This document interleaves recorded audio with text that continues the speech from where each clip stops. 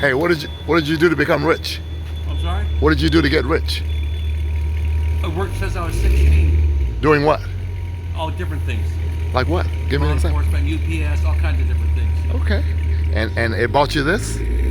Well, I bought it. But I mean, working for UPS caused you to be able to afford that? No, investments and stuff like that.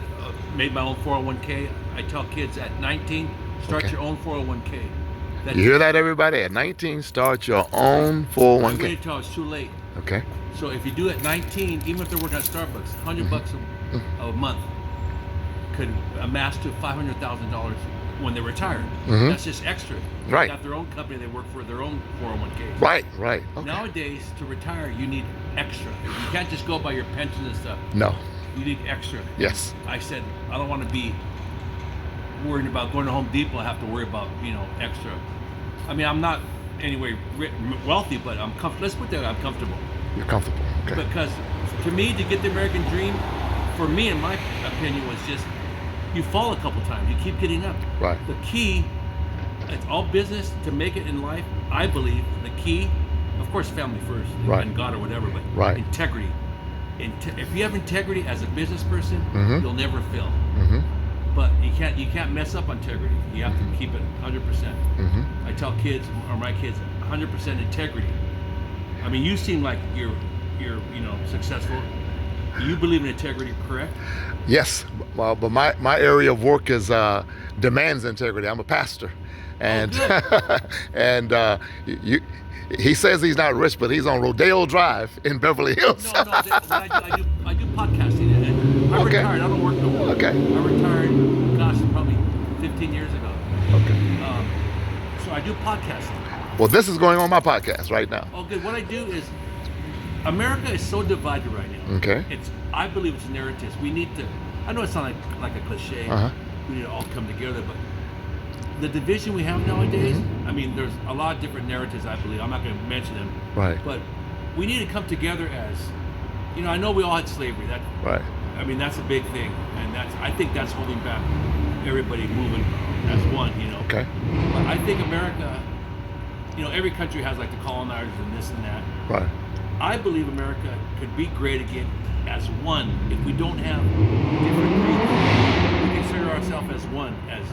I mean, go back to just humanity.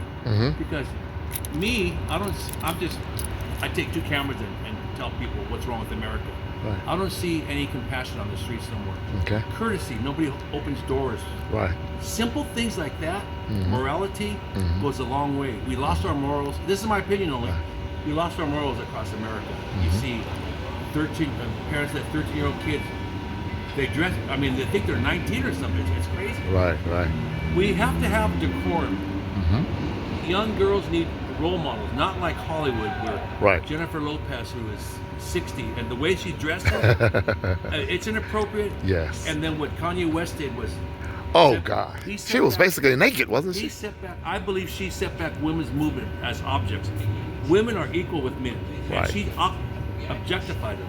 Yes. And I think that was wrong. That was They did. complete What happened objectification. But I agree. Hollywood said, look how cute it is. It's not cute. I believe Hollywood is almost like, in my opinion, Sodom and Gomorrah. I'm just gonna say it. It's the depravity. I know sometimes I don't get the words out right. But my podcast is... When you say Sodom and Gomorrah, let's say Hollywood.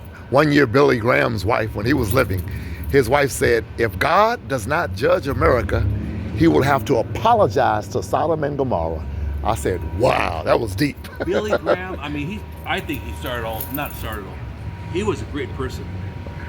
I'm not so sure about his son, but I love Billy Graham. I love Billy Graham. His son ruined everything. But if you... The legacy, if you ask me, I hate to say it. You probably know that if you go back to the 1920s, it was called revival. You ever heard of Amy McPherson?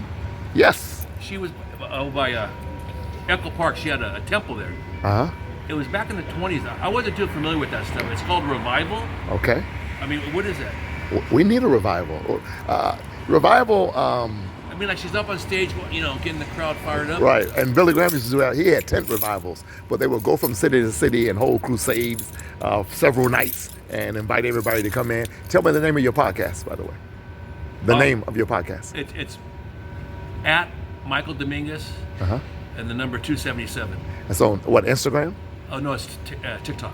TikTok, okay. Now I like do a lot of political satire because. I'm not on TikTok. Okay. I'll find it, though. But yeah, but look at me. I'm mostly on YouTube. It's so I'm just a small guy. I've built maybe 8,000 people in 3 months, and I'm trying to get the. It's what I do when I do lives.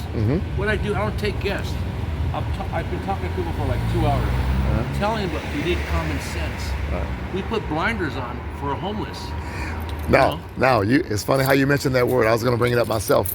I literally house the homeless. That's what I do with my ministry. I house homeless people every day. In fact, we are building right now, Norberto Nardi and I are designing a tiny homes project for the homeless. My work is overwhelming. I'm on Skid Row every day. I'm trying to get other pastors and other rabbis to help me do this. You know what? I'm kind of disappointed with Mayor Bass. I went to do a podcast in front of City She Hall. watches my podcast, so tell her how you feel. Okay. I love Mayor Bass, but I don't think she's lived up to the promise here's either. What got me. Okay. I take my cameras. I talk to people. I went to City Hall to go up the steps for free speech. The entire City Hall is surrounded by 6-foot fence. Yes. Really? I filmed it last night. I haven't been there lately. Really? When did that happen? Under her? When the unrest, when she allowed the protest go on the freeway, but and they kept the fence up? yes. So I went up there, and I did a podcast. I go, if you're anybody listening to this is the first time I've seen L.A. City Hall surrounded by a 6-foot fence, because the City Hall steps are for pastors and people like me. Right. Freedom of speech. That's the American way. Right. And I think she failed America. I mean, she failed Los Angeles. Well, a lot of people are upset with her because of the fires. You know, when the fires started, she was in Africa. In Ghana, rather, she had 5 days warning, remember, for the wind. But the thing is, well, she finally admitted last week that it was a mistake. First, she wouldn't even comment. I saw a guy run up on her with a camera from a legitimate. At the airport, and you're right, she wouldn't answer him. you know, I saw that. That was She was would shame. not answer. That was a look of shame. And she had this. She did. The American. She could have said LA something. Citizens wanted to hear from her. Yes, she didn't say one mumbling word. I think That silence spoke volumes. she has to step down. And again, Mayor Bass, you know, I love you. I'm a friend of yours. I'm a supporter of yours. But when people, I'm like Hosea Williams. When I think my city officials don't live up to the promise and dream I had for them, it's disappointing. It's not me. Pastor, my name is Mike Dominguez. So when I vote now, I'm Republican. When I vote, I'm going to vote who's best for the office. You know, Right. I'm going to cross the line because both sides are messed up. Both sides. I try to keep these videos limited to a certain time, so I'm going to sign up and I'm going to talk. Bishop Sherman D.Manning, Yes We Can Worship Center, YesWeCanWorshipCenter.org, and the tinyhomesproject.com. Take a look.